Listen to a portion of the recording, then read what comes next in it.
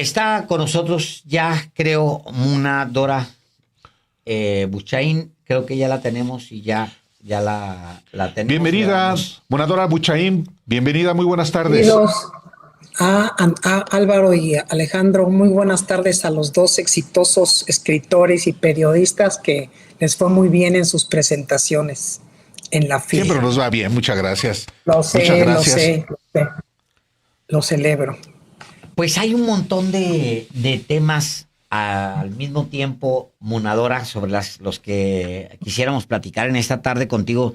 Yo empezaría porque, como tú estuviste en la Auditoría Superior de la Federación, pues tengo que preguntarte sobre el tema primero del IMSS, porque es por donde empezamos. O sea, hay denuncias de corrupción a estas alturas. En el momento cuando, en los tiempos, en los años en los que tú estuviste en la Auditoría Superior de la Federación, ¿qué era lo que ustedes veían? ¿Qué es lo que se sabía del IMSS en ese momento? Fíjate que estaba yo recordando cuando lo abordaron, que hicimos alguna revisión, creo que fue en 2011, 2012, no tengo el año preciso, sobre medicamentos, el VIH, que se daban a las personas con estos padecimientos, y los resultados fueron buenos en el contexto de que sí se les otorgaban y demás, ¿no? Pero recuerdo muy claramente que de aquella época nos denunciaron y descubrimos de alguna manera, pero nosotros no teníamos esas facultades de investigación, nos denunciaron que había aquí en donde es el centro médico, ¿no? El IMSS, lo que llamaban el túnel del tiempo. Y recuerdo, intenté incluso ahorita buscar, pero híjole, tendría que meterme a mis archivos que tengo en otro lado, no aquí, que denunciamos ante la entonces Contraloría o la Secretaría de la Función Pública el domicilio, porque había un domicilio enfrentito y donde pasaban, fíjense, todos los aparatos de láser para operar ojos, camillas enteras, camas, lo que ustedes dijeron, hagan de cuenta que me retrotraje, pues que 15 años, ¿no? Casi. Y exactamente ha estado igual, o sea, eso no ha cambiado, es delincuencia organizada al interior. Y si hacemos un análisis transversal, pues tienen que ver con toda la serie de beneficios, canonjías, aviadores, personal, que se saben intocables. Y nadie le quiso entrar porque finalmente para todos los que estaban en ese entonces, eso lo vinculaban con votos, ¿no? Y con no tener broncas. Pero es cierto lo que les denunciaron desde aquella época. Voy a intentar buscar e ir a los archivos y si lo logro hacer en el año entrante, que no está tan lejos, espero tenerlo para darle. Estaba el domicilio, era un departamento que estaba ahí cercano, cuánto costaban. Y lo más triste es que los mismos médicos que tienen su consulta particular, pues lo compraban. Y uno no entendía por qué llegabas y no había, por ejemplo, el aparato para operar con láser en aquella época, pues porque había desaparecido y lo habían vendido y quedaban los viejos. O sea, es un tema que nadie le ha querido entrar y este es uno de los grandes temas por lo que están las instancias de salud, como dijeron, como están ahorita. O sea, no pueden tolerar tanta corrupción finalmente. Ahora, vuelvo a la actualidad, o sea, ya no en el pasado. O sea, ¿a poco siguen intocados todos esos intereses corruptos en las instituciones de salud, de manera particular en el Instituto Mexicano del Seguro Social? Yo creo, a partir de todas las denuncias y análisis que tenemos de personas que están trabajando ahí, que han estado, que se han quejado, que conocemos, que por supuesto que siguen. Siguen las denuncias, siguen los actos de corrupción, siguen vendiendo las plazas. Hace un par de meses inclusive me comentaron unas personas que qué podían hacer. Les decía, pues yo no tengo más que hacer. Y en la videocolumna que tenemos con ustedes, queridos Álvaro y Alejandro, el domingo, en alguno de las respuestas, me dijeron, oiga, ¿qué hago? Me acaban de pedir y les digo, es que la verdad ni siquiera sabría yo qué hacer. Le dije, más que hacerlo público con el nombre y lugar en redes, porque los órganos internos de control han sido omisos en esa acción. Nadie se quiere meter a esto, porque fíjate qué triste que prefieren que prevalezca, si ustedes le llaman la buena relación sindical y demás al interior, antes que meterse a desarticular esas bandas de corrupción. Pero eso no nada más es en el Seguro Social, es en el país. Es lo que ahorita hablábamos, sí. Bueno, hablaban ustedes cuando decían, bueno, es que los gobiernos son autónomos y son, no, espérate, son autónomos, pero y tienen un deber de cuidado.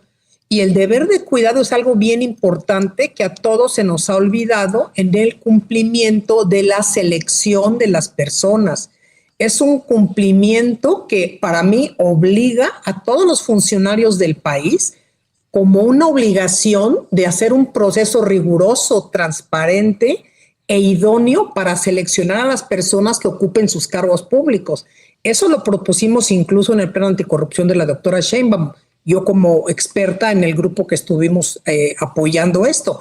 ¿Por qué? Porque el objetivo es garantizar que los funcionarios designados en gobiernos, en municipios, en todos lados, tengan las competencias, integridad y la idoneidad necesaria para su cargo, porque lo que queremos es el beneficio del interés público, no el particular. Y entonces, aquí sí, que me disculpen, pero el partido es quien hace las propuestas, avala a los candidatos y tendría que hacerlos en un entorno de competencias, de requisitos técnicos, de cualidades que te hagan competente en el mismo nivel hombres y mujeres, pero pues un análisis de integridad, antecedentes personales, laborales, reputación profesional, evaluarlo, porque mira cómo estamos, apenas llegan y ya están haciendo cambios, no hay procesos claros, empieza el nepotismo, empiezan favoritismos, ponen a las parejas en las áreas de oficina de gobierno, hacen que la otra pareja sea el que haga las licitaciones, el que da, cobra, o sea, sí son mecanismos para cumplir un deber de cuidado y que tiene que ser sancionado. Entonces no es posible que digamos, no, pues no podemos meternos. ¿Cómo? O sea, tenemos que fortalecer los mecanismos para evitar la corrupción. Tenemos que prevenir el abuso de poder y de corrupción. Y eso se hace reduciendo la posibilidad de nombramientos discrecionales que pongan en entredicho lo que se espera por los ciudadanos en el país, ¿no? O sea, yo creo que sí hay cómo hacer las cosas, pero todos buscan cómo no hacerlas. Eso es lo que yo considero. No sé qué opinan ustedes. Ahora, son casos muy puntuales, muy específicos, los que han venido brincando, pero no son obviamente los únicos. Y al final, lo que uno podría preguntarse es, todavía no hemos visto a la Secretaría, se llama Anticorrupción y Buen Gobierno, la Secretaría de Anticorrupción y Buen Gobierno en operación. Me imagino que no está haciendo ruido porque está chambeando mucho, o puede ser que no hace ruido porque no está chambeando mucho. O sea, cualquiera de las dos interpretaciones. Las dos pueden ser. O sea, si hay una gran apuesta, pues, si elevas a rango de secretaría el combate a la corrupción, hay una gran apuesta ahí. Entonces, también uno como ciudadano tendría que esperar una gran respuesta del gobierno y exigirla. ¿Lo ves en este gobierno? ¿Ves que algo así pueda pasar, Monadora? Fíjense, perdón. Veo que la presidenta tiene las ganas de hacer eso. Lo veo en una parte del legislativo, no en todos, no podemos generalizar. Pero hay una cosa que hay que aclararle al público, a todos los que están en este entorno, que esa secretaría, como está planeada ahorita, es una secretaría que va a ser únicamente para el Poder Ejecutivo. Si nosotros consideramos que la tendencia internacional se ha reconocido el derecho a defender a las personas que se dedican a investigar, sancionar y en la lucha anticorrupción como parte de los derechos humanos, el Estado mexicano tendría que abrazar esa tendencia para evitar que todos aquellos, la Secretaría de la Función Pública, los que hemos hecho, que seguimos sufriendo represalias por este trabajo, no sea una desincentivación. Y entonces parte de esto sería que el Estado le hace los tres poderes, y aquí en lo particular el legislativo, crearan una unidad anticorrupción nacional, un eje transversal que no dependiera o no fuera únicamente para el Poder Ejecutivo. Y entonces cualquier acto de corrupción oficioso o por denuncia que se hiciera para cualquier poder de los gobiernos, municipios, estados, legislativos, se pudiera hacer una investigación autónoma con una protección no solamente reforzada, sino que tuviera que ser una, dijéramos, una investigación exhaustiva con otro enfoque de investigación, un enfoque de mecanismos de protección reforzada que permitan entender el contexto del caso y que no se ajuste únicamente al poder ejecutivo, porque quedan libres todos los gobiernos, quedan libres de todo esto, y aquí sería un llamado que yo haría a todos los integrantes del poder legislativo, porque sí necesitamos una adopción de un mecanismo que sí ponga límites a tanta corrupción que está prevaleciendo en los estados y en los municipios, dada la naturaleza de todo lo que saben que no llega hasta allá la mano de quien podría ejercer alguna acción sobre esas acciones indebidas. Cada que inicia un gobierno se presenta una oportunidad, una coyuntura para hacer ajustes, para mejorar inclusive la propia voluntad política. Pero la voluntad política no es suficiente cuando se enfrenta a lo que tú expones en tu más reciente libro, La Casa Sucia, y cuyo subtítulo en buena medida explica lo que quiero preguntar: la red de corrupción que llegó para quedarse. ¿Cómo auténticamente rebasar la voluntad política para ser eficaces en combatir la corrupción y la impunidad? ¿Cómo mandar auténticamente un mensaje de que quien la hace realmente sí la va a pagar? Pues ese es algo bien, es la estructura que soportaría esa voluntad política que nada más lo oímos en discurso. Tienes toda la razón. Es en términos de realmente dejar todos los, dijéramos, esos aún eslabones que nos sujetan a los corruptos y que hacen sentir a quienes están en el poder que tienen que proteger a ciertos sectores y a otras antes de tomar decisiones. Y sería entonces generar un organismo como un ejemplo, ¿no? Agencia anticorrupción o otro que le quieran llamar, que pueda investigar sin restricciones, sin favoritismo, sin temores, y que dependa de nadie, dijéramos que dependa de que tenga que llevar a cabo con acciones efectivas las acciones. Pero entonces esa voluntad política se vería vista cuando no dependa de un Congreso donde hay dentro todavía grandes pillos denunciados, señalados, auditoría superior plagada de lagartones, ¿no? De todos los pillos que están uno con otro cobrando favores y con intereses creados. Y entonces, si realmente se genera una institución con expertos competentes que no les sirvan a ningún interés ni grupo político y que no teman perder el apoyo popular, alianzas estratégicas, los votos, no. Tendrían que ser investigaciones exhaustivas que involucren a todos, sin rango, sin partido, sin color, ¿no? Serían investigaciones con las herramientas y las capacidades técnicas. Y con esto que les comento, con un enfoque de reconocimiento, de protección reforzada a quienes formen parte de esa agencia anticorrupción. Que no haya quien pueda levantar el teléfono a decirle jefecito, jefecita, como hoy sucede, para pedir un favor. Y que entonces quienes denuncian, quienes investiguen y se enfrentan a estas redes de corrupción, no sean blanco de represalias, de intimidación o de cualquier persecución. Y entonces tendría que generarse toda una red dentro de este organismo que implique y quede claro el derecho para esta protección jurídica por el medio de establecer leyes que prohíban y haya una real acción donde sí se lleven a cabo las medidas de cuidado, de protección institucional, de reparación. Y fíjate, o fíjense, perdón, estos estándares internacionales se podrían incorporar para lograr que las investigaciones que se lleven a cabo sean exhaustivas con un enfoque distinto, con un enfoque en donde estamos pensando con lupa que hay que aplicar un nivel de escrutinio absolutamente elevado en las pruebas y argumentos de lo que se acusa, de lo que se ve. Y es todo un tema que sí se podría llevar a cabo. Pero la cosa es que ponen a personas alineadas a un partido, al otro.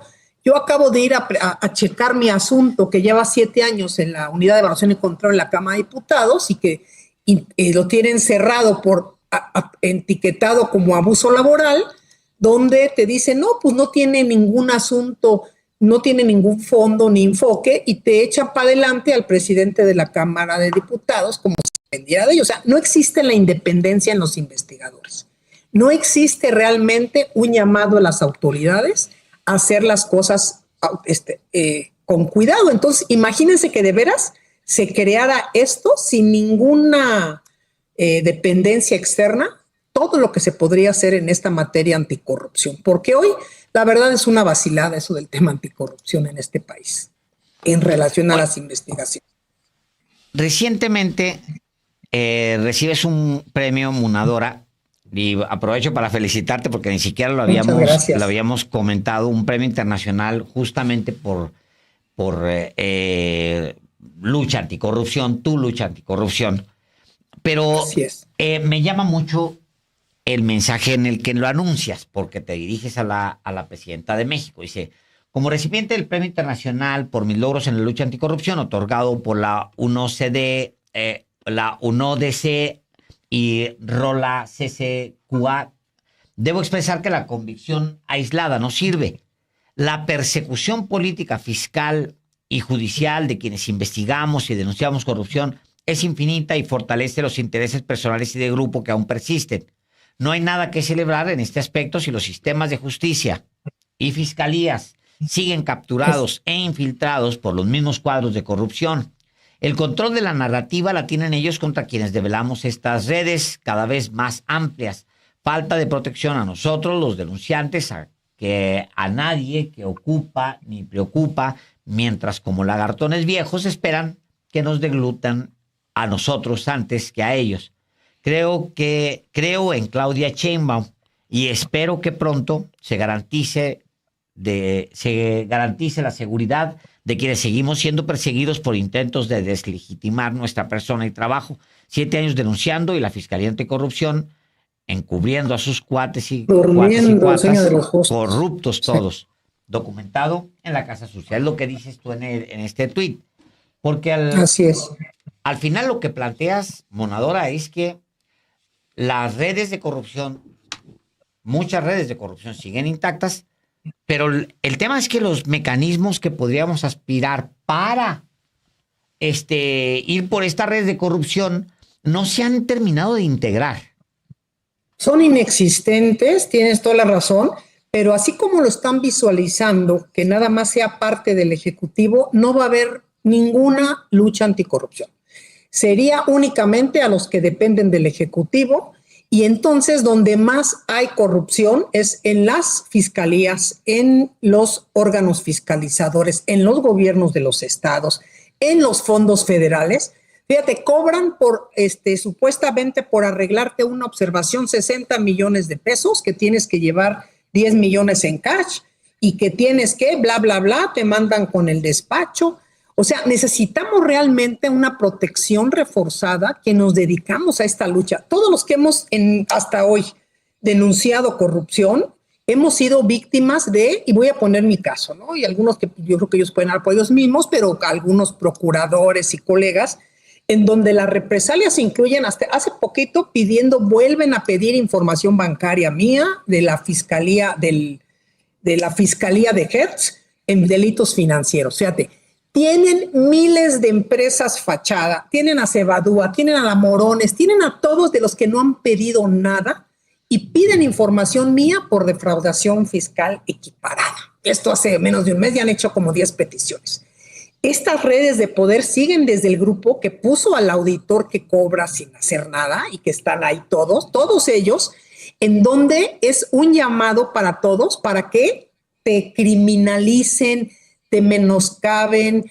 Entonces, ¿quién en este país, quién diantres quiere entrarle a la lucha contra la corrupción? Es más, supónganse que generaran y que hicieran, ¿quién quiere de veras entrarle si saben que van a ser hostigados?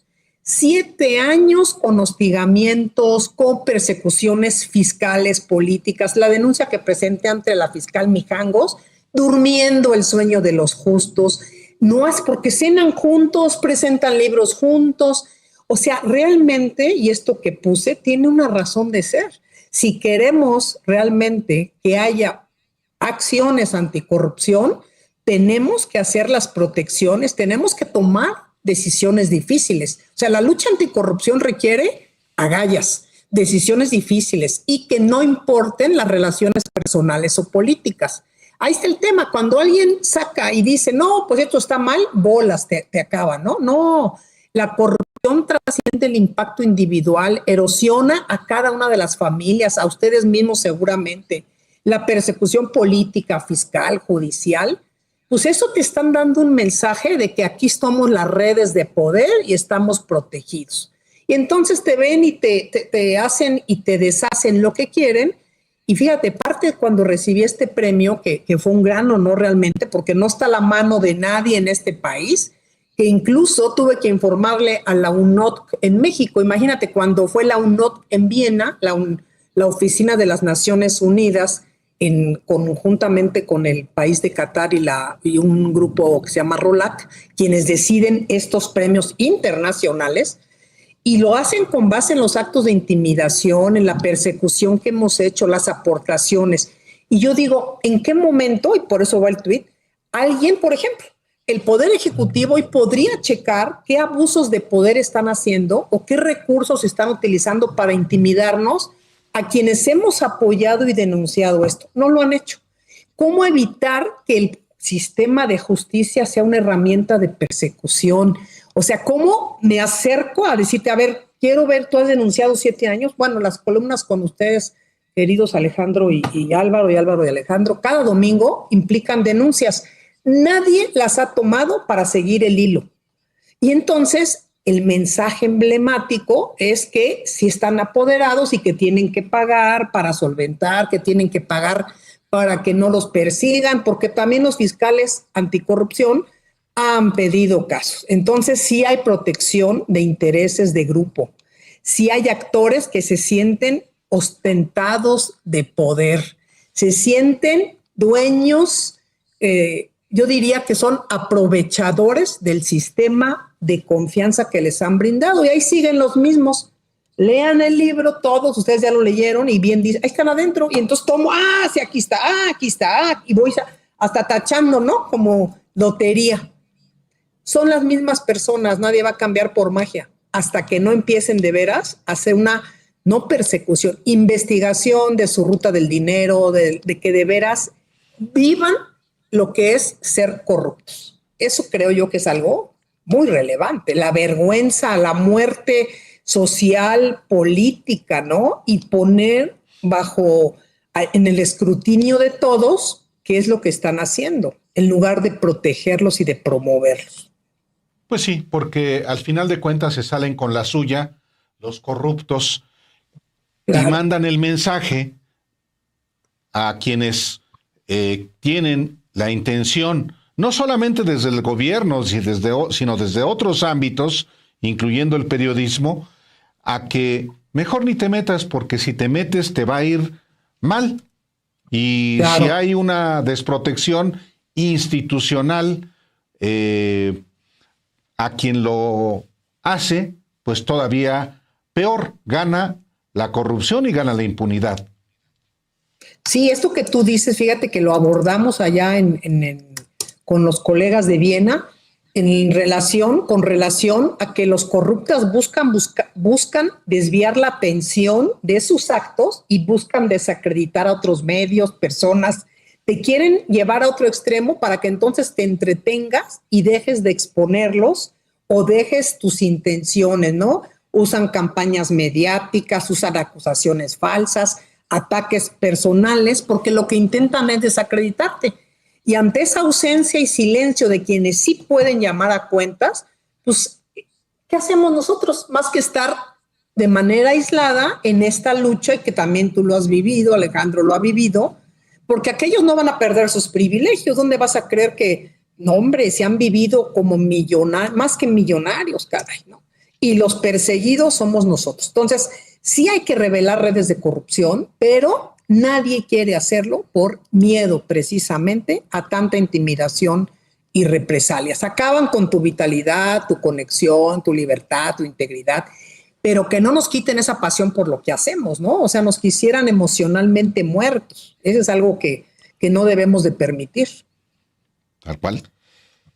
Pues, Munadora, qué interesante, qué bueno tenerte aquí en el programa siempre. Ya sabes que esta es tu casa.